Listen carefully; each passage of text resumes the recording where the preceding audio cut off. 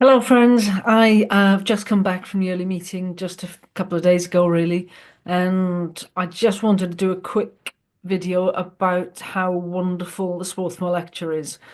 Um, and it's not just an encouragement to you to go and watch the video of the lecture itself, but to go to the document that she's written. I mean, Emily has done an enormous piece of work here, which I didn't know about. That's been a great surprise to me. So thank you, Emily. It's such a gift. I mean, if you haven't seen it, what Emily has done for us across the worldwide body of Quakers, she has gathered 38, was it, different books of discipline, Quaker faith and practice across the world, different traditions, some conservative, liberal, evangelical, etc. And she's gathered together what some of the significant messages are, and then done a sifting process whereby she's gone to um, a place in North Carolina, actually, where there's very different types of Quakers with different theological traditions, and she's tested them. And if both groups or lots of different types of people couldn't accept the message in that advice and query, she discarded it. So she's got these 92 minutes, which are which are messages, advices, and queries that can be heard and supported by and aligned with by a worldwide fellowship of Quakers. I mean, it's just astonishing. I'm in awe, really. I really am. That I wasn't expecting it. I hadn't known she was doing that, even though I interviewed her just a couple of months ago, didn't I? I I'm really blown away by what she's done. So I strongly recommend you go and have a look at this amazing document, this testimony of community. Um, and it's a document which is, she's got the whole 92 minutes there, some of which are very long. They're not just little advices and queries, although that is fundamentally what they are.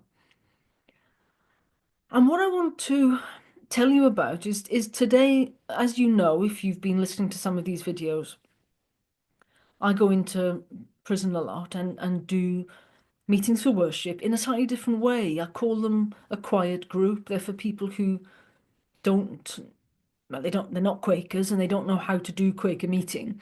So I'm very aware of how I set that up and how I structure it and guide people through a process.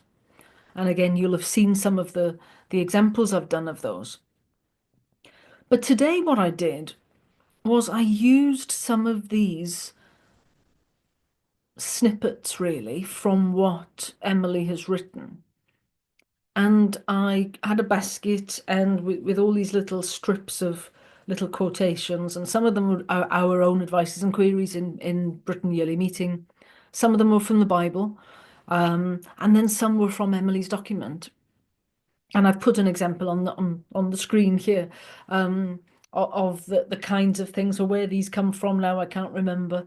But she tells you under each of the minutes, she tells you what yearly meeting, where in the Bible these have been drawn from. But for example, you see, in the prison work, I have to make things really accessible.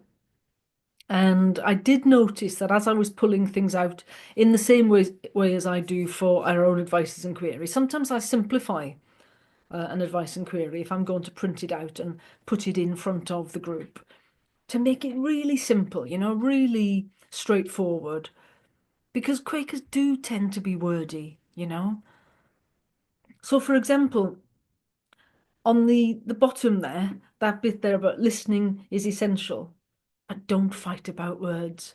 I kept that really short. I mean, the actual minute that Emily's written about that is much, much longer. But I've kind of separated out the stuff that's a bit more complicated and gone for some really short quotes.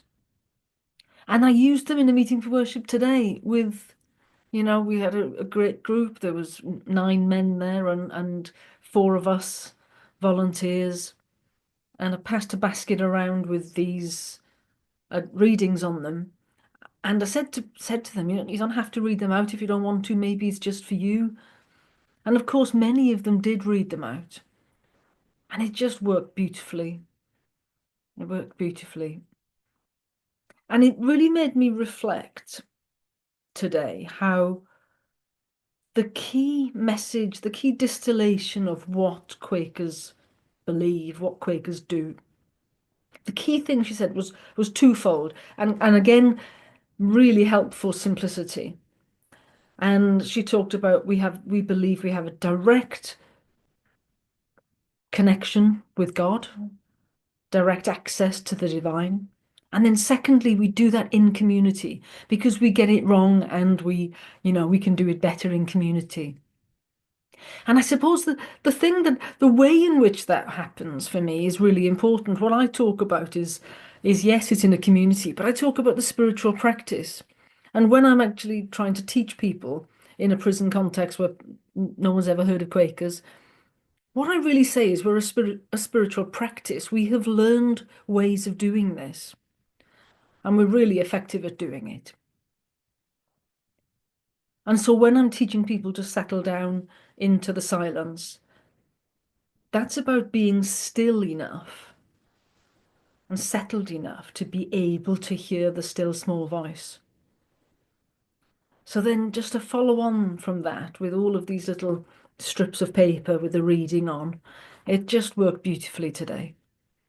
Yeah, it was a very significant moment, I think, in my own chaplaincy, which I'm very grateful to Emily for her work on that and what she's produced. So, I mean, if you don't know of it, I have no idea who watches these videos.